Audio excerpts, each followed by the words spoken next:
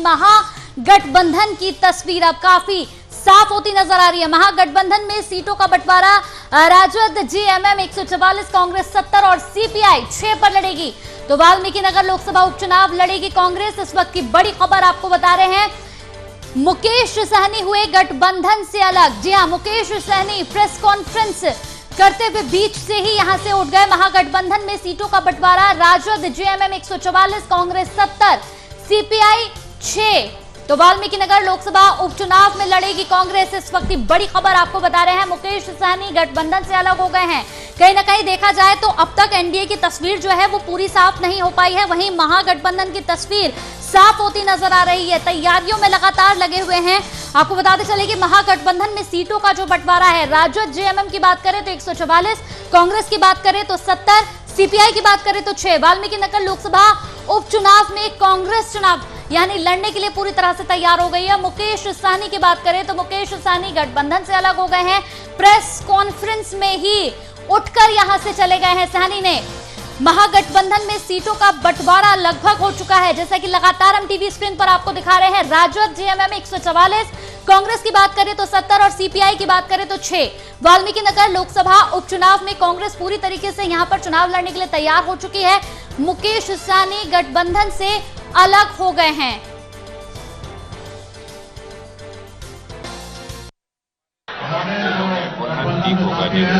उनको बहुत बहुत धन्यवाद दे रहा हूँ। मैं सनत मल्ला अति पिछड़ा का नेता, अभी जो हमारे साथ जो हो रहा है, कहीं ना कहीं पीठ में खंजर भोगने का काम किया जा रहा है।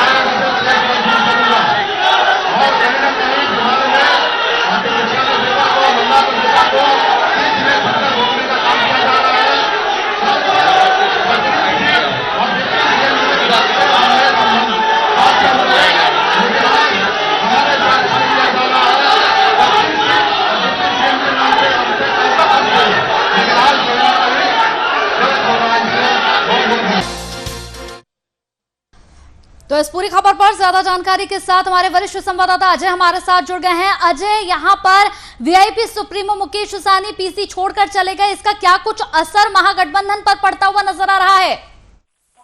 देखिए, महागठबंधन पर क्या असर पड़ेगा वो तो चुनाव के परिणाम बताएंगे, लेकिन फिलहाल जो है एक तरह से कहें बिहार की राजनीति में एक भूचाल सा जरूर आ गया है, क्योंकि जिस तरह से प्रेस कॉन्फ्रेंस चल रही थी, महागठबंधन अपने सीटों का अनाउंसमेंट कर रहा था, और सबसे बड़ी बात थी कि आज पहली बार महागठबंधन में कांग्रेस और बाकी वाम दलों ने भी तेजस्वी यादव को जो है एक तरह से लीडर घोषित कर दिया, उन्होंने बजाबता इसको अनाउंस किया। लेकिन इसी बीच जो मनोभाव थे प्रेस कॉन्फ्रेंस के दौरान मुकेश सहनी की थोड़ी सी विस्मयकारी थे, क्योंकि मैं बहुत देर से उनको देख रहा था कि वो अनकंफर्टेबल से फील कर रहे हैं, लेकिन मेरे जहन में ये बात बिल्कुल नहीं आ रही थी कि वो अनकंफर्टेबल क्यों फील कर रहे हैं। लेकिन जैसे ही उनके कार्यकर्ता पीछे की ओर वो शोर मचाना शुरू कर दिए कि भाई वीआईपी के पार्टी के सीटों का अनाउंसमेंट नहीं हुआ, और तेजस्वी यादव ने यह कह दिया कि वीआईपी पार्टी और जो झारखंड मुक्ति मोर्चा है उन दोनों को राजद के कोटे से ही एडजस्ट किया जाएगा। इसको लेकर के उनके चेहरे पे जो है थोड़ा सा उनका चेहरा लटक गया, और जब मनोज झा जी ने,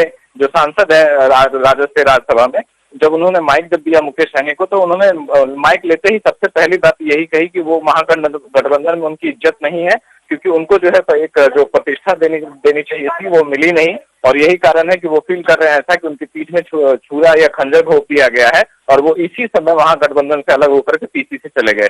और वहां पे एक तरह से कहें कि पूरा एक तमाशा सा बन गया, और तमाशा बनने के बाद बाहर जाकर उन्होंने खूब एक तरह से कहें खरी खोटी सुनाई राजद को, लोग को बोला, और कई जगह उन्होंने मतलब इस तरह के बयान दिए कि तेजस्वी के डीएनए में ही गड़बड़ी है, राजद के डीएनए में ही गड़बड़ी है, यहाँ सब कुछ ठीक नहीं है, और उन्होंने जो है अपने को जो सन ऑफ मल्लाह बोलते हैं, अति पिछड़ा के नेता बोलते हैं, उनके साथ धोखाधड़ी हुई है। तो फिलहाल तो एक तरह से भूचाल तो जरूर आ गया था, और जब हम लोग वेट कर रहे थे एनडीए में लोजपा के अलग होने की जदयू से, लेकिन उससे पहले वीआईपी पार्टी ने एक बड़ा सा भूचाल सा क्रिएट कर दिया है।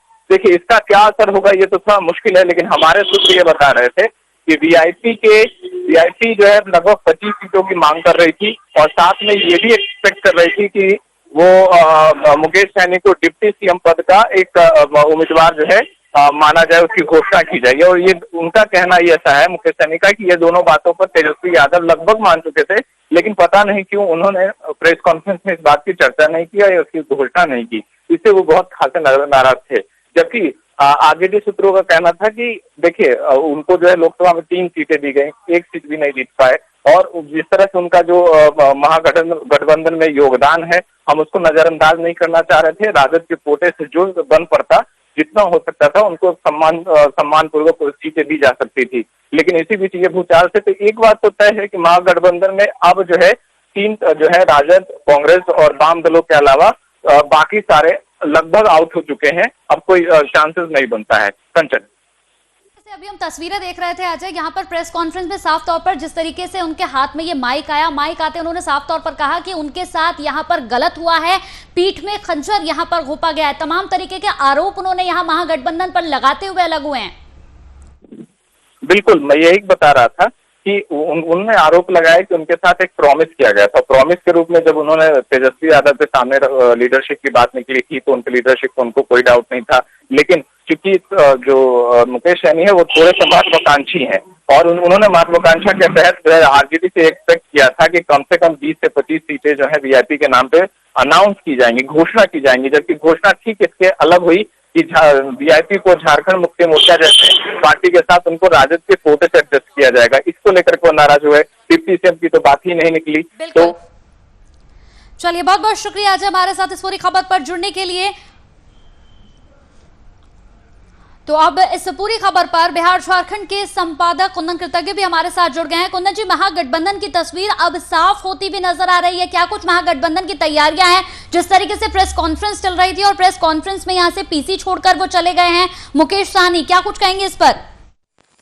देखिए कंचन, मुकेश सहनी पर कोई भी कमेंट करने से पहले मैं आपको एक चीज बताना चाहूंगा कि वाल्मीकि नगर जो लोकसभा क्षेत्र है वहां पर जदयू के सांसद थे बैद्यनाथ प्रसाद महतो, जिनकी मौत फरवरी 2020 में दिल्ली के एम्स में हो चुकी थी, और यह सीट तब से रिक्त पड़ी हुई थी। इस सीट वाल्मीकि नगर लोकसभा क्षेत्र के लिए उपचुनाव होना है, और इस उपचुनाव में यह सीट कांग्रेस के खाते में गई है। तो कहीं न कहीं राजद और कांग्रेस के बीच में जो एक पेच फंसा था, वह पेच अब पूरी तरीके से सुलझ चुका है, और उसी का परिणाम है। कल भी हम लोगों ने अपने दर्शकों को यह बताया था कि अगले 24 घंटे में तस्वीरें साफ हो जाएंगी, और महागठबंधन की तस्वीर साफ हो चुकी है। और रह गई बात मुकेश सहनी की, तो मुकेश सहनी की जो विकासशील इंसान पार्टी है, उस पार्टी के सुप्रीमो मुकेश सहनी को राजद की तरफ से यह आश्वासन दिया गया था कि आपको सीटें महागठबंधन के कोटे से दी जाएगी, और महागठबंधन के कोटे से जो भी सीटें आपकी मांग है उसको उचित तरीके से उस पर विचार किया जाएगा, और विचार करने के बाद आपको सीटें दे दी जाएंगी। लेकिन जब आप आज महागठबंधन का प्रेस कॉन्फ्रेंस हो रहा था, और उस प्रेस कॉन्फ्रेंस में वीआईपी की कोई भी चर्चा नहीं की गई, और यह कहा गया कि राजद और झामुमो मिलकर 144 सीटों पर चुनाव लड़ेंगे, और झामुमो का राजद के साथ जो आंतरिक समझौता होगा, उस समझौते के तहत राजद झामुमो को जितनी भी सीटें देगा उस पर झामुमो बिहार में चुनाव लड़ेगा। जाहिर सी बात है, झामुमो का इंटरेस्ट है झारखंड के उन सीमावर्ती जिलों से जिनसे जो झारखंड और बिहार के साथ लगे हुए हैं, जो इलाका संथाल परगना से लगा हुआ है, उसके आसपास के इलाकों में जहां पर कुछ आदिवासी बहुल इलाके हैं, उन इलाकों में झारखंड मुक्ति मोर्चा अपनी पैठ और पहुंच बनाने की कोशिश करता है।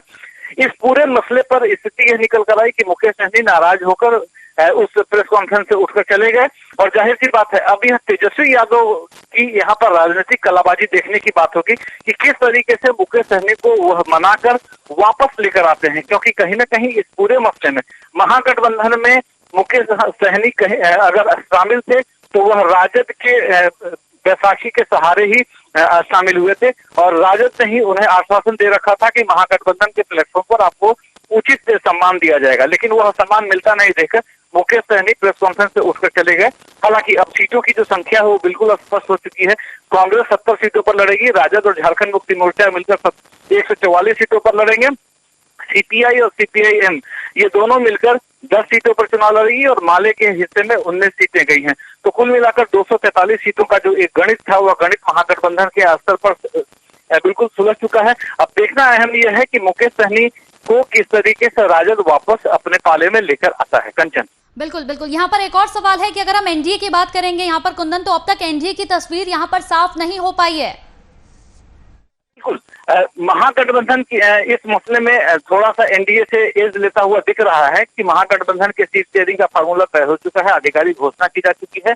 अब एनडीए में सबसे बड़ी परेशानी जो आ रही है वो लोक जनशक्ति पार्टी की तरफ से आ रही है, क्योंकि चिराग पासवान अभी दोहरी लड़ाई लड़ रहे हैं। उनके पिता रामविलास पासवान दिल्ली के अस्पताल में इलाजरत हैं और अभी जो ताजा खबरें मिली हैं कि रामविलास पासवान की स्थिति बिगड़ती जा रही है और चिराग पासवान उधर राजनीतिक प्लेटफॉर्म पर बिहार में संघर्ष करते दिख रहे हैं, क्योंकि भारतीय जनता पार्टी ने उचित आश्वासन दिया था उन्हें भी कि एलजेपी को उचित सम्मान दिया जाएगा, लेकिन वह सम्मान उन्हें नहीं मिलता दिख रहा है। और अब कहीं ना कहीं चिराग पासवान 243 में से 143 सीटों पर चुनाव लड़ने के लिए तैयारी कसे हुए हैं। और इस 143 सीटों के पीछे का रीजनिंग यह है कि जदयू 103 सीटों पर चुनाव लड़ने की बात कर रहा है, भारतीय जनता पार्टी 100 सीटों पर चुनाव लड़ेगी। तो जिन 100 सीटों पर भारतीय जनता पार्टी चुनाव लड़ेगी, उन 100 सीटों को छोड़कर बाकी के दूसरे 143 सीटों पर लोक जनशक्ति पार्टी अपने उम्मीदवारों को की तैयारी कर चुका है। और साथ ही साथ चिराग पासवान ने अपने कार्यकर्ताओं को भी यह आश्वासन दिया है कि आप चुनाव की तैयारी करें, अपने अपने क्षेत्रों में जाएं और उन क्षेत्रों में लोक जनशक्ति पार्टी के उम्मीदवार के तौर पर आप चुनाव मैदान में उतरेंगे। ऐसे में चिराग पासवान के पास यह चुनौती और भी होगी कि जिन कार्यकर्ताओं को उन्होंने प्रॉमिस किया है, जिन कार्यकर्ताओं को उन्होंने आश्वासन दिया है, उनके उस आश्वासन का क्या होगा। क्योंकि अगर उनके पास एनडीए के फोल्डर से 20, 25 या 30 सीटें तक मिलती है, तो ऐसे में उन कार्यकर्ताओं को किस तरीके से वह सम्मानित कर पाएंगे, यह भी उनके लिए चुनौती है। तो कहीं ना कहीं चिराग पासवान की वजह से ही हमको फंसता हुआ दिख रहा है और चिराग पासवान चूंकि मान नहीं रहे हैं। हालांकि आज एनडीए की भी 6:30 बजे प्रेस कॉन्फ्रेंस होने की बात थी, लेकिन अभी तक वह स्थिति स्पष्ट नहीं हो पाई है, क्योंकि चिराग पासवान की तरफ से सहमति नहीं बन पा रही है। और भारतीय जनता पार्टी की बात अगर कर लें तो भारतीय जनता पार्टी के तमाम नेता, वो अमित शाह हो या जेपी नड्डा हो,